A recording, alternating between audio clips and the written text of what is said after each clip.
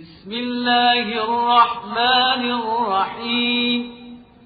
ألف لام را.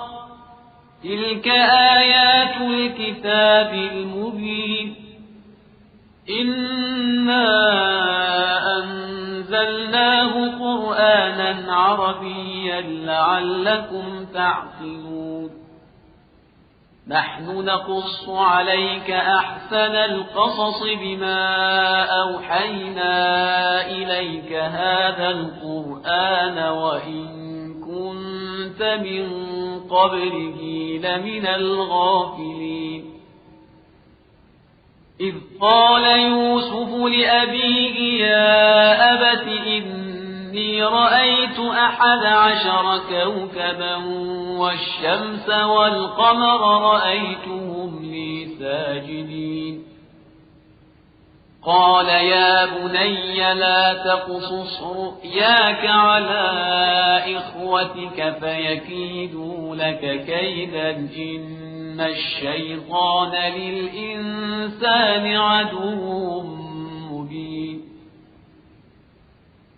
وكذلك يجتبيك ربك ويعلمك من تأويل الأحاديث ويتم نعمته عليك وعلى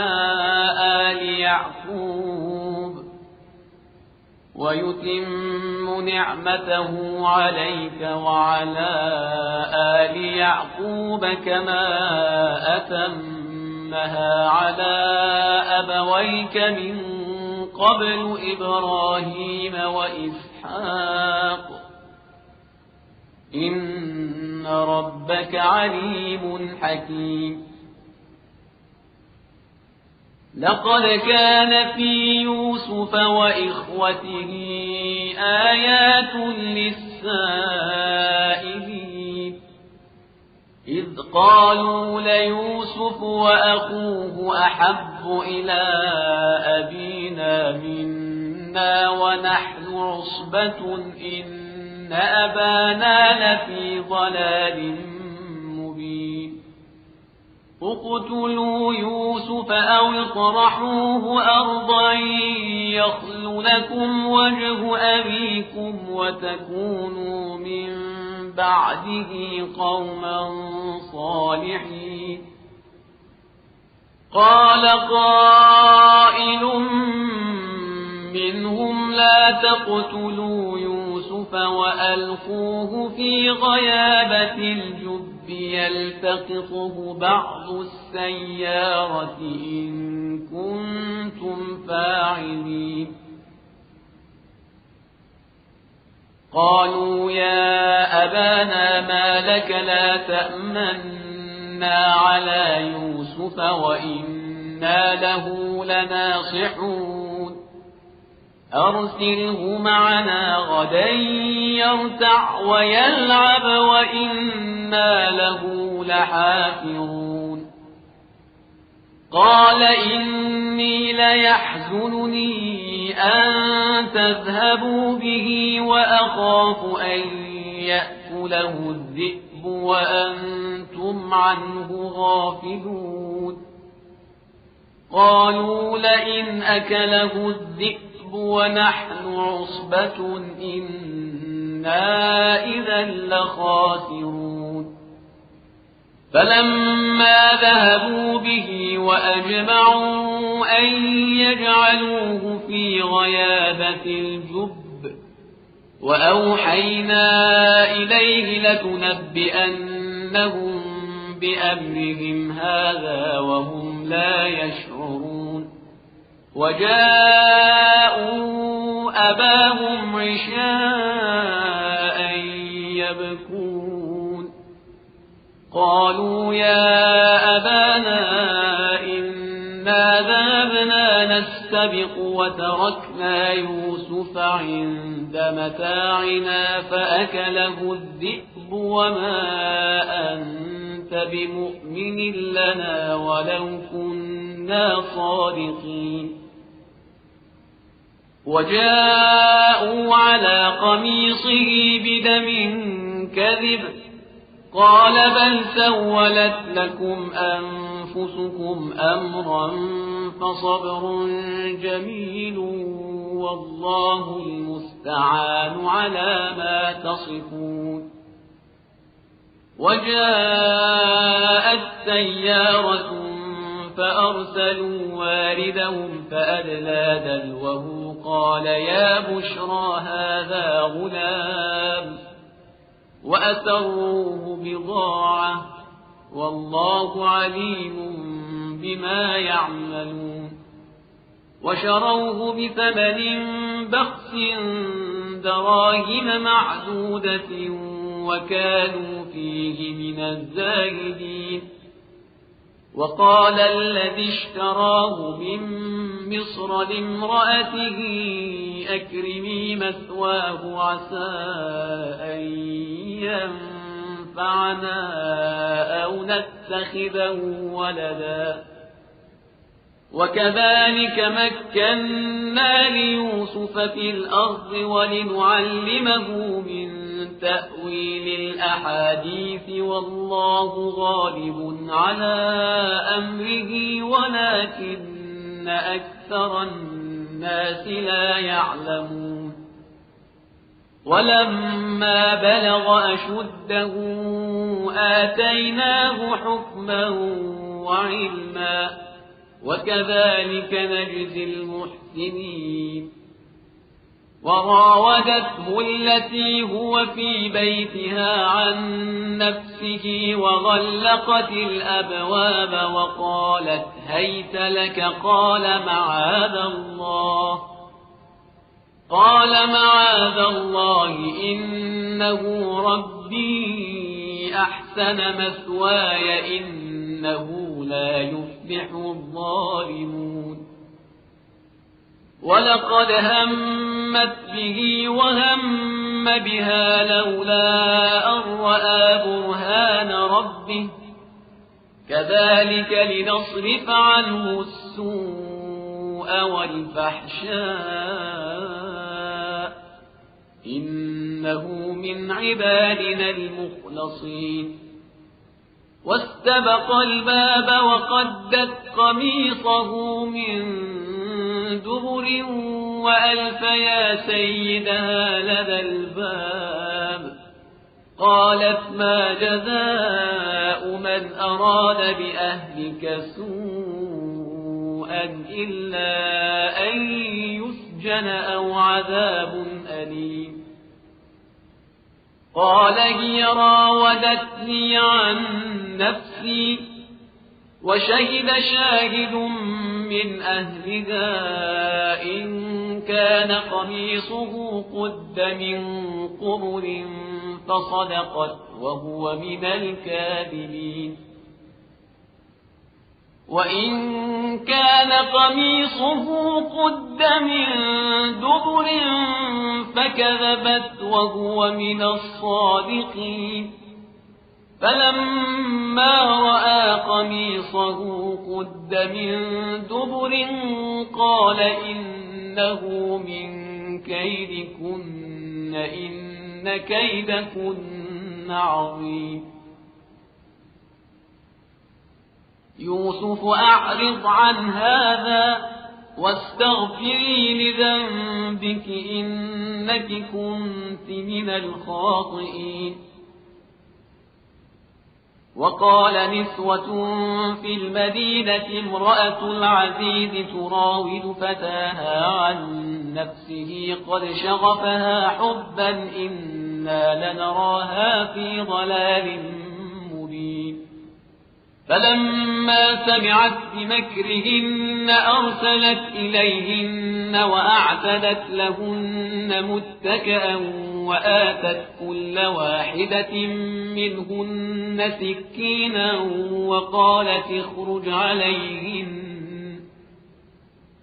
فلما رأينه أكبرنه وقطعن أيديهن وقلن حاش لله ما هذا بشرا إن هذا إلا ملك كريم.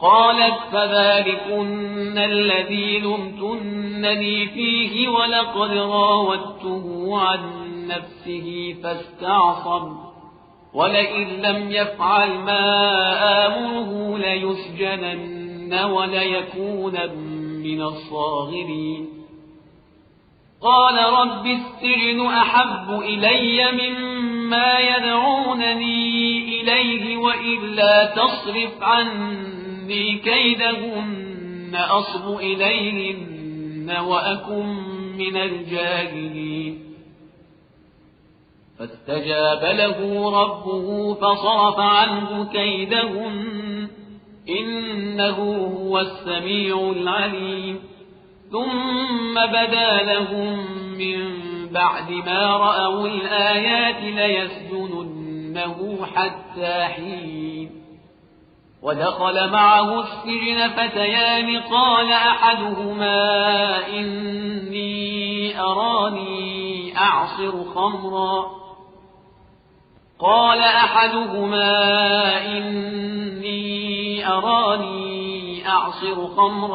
وقال الآخر إني أراني أحمل فوق رأسي خبزا تأكل الطير منه نبئنا بتأويله إنا نراك من المحسنين قال لا يأتيكما طعام ترزقانه إلا نبأتكما بتأويله قبل أن يأتيكما ذلكما مما علمني ربي إني تركت ملة قوم لا يؤمنون بالله وهم بالآخرة هم كافرون واتبعت ملة آبائي إبراهيم وإسحاق ويعقوب ما كان لنا أن نشرك بالله من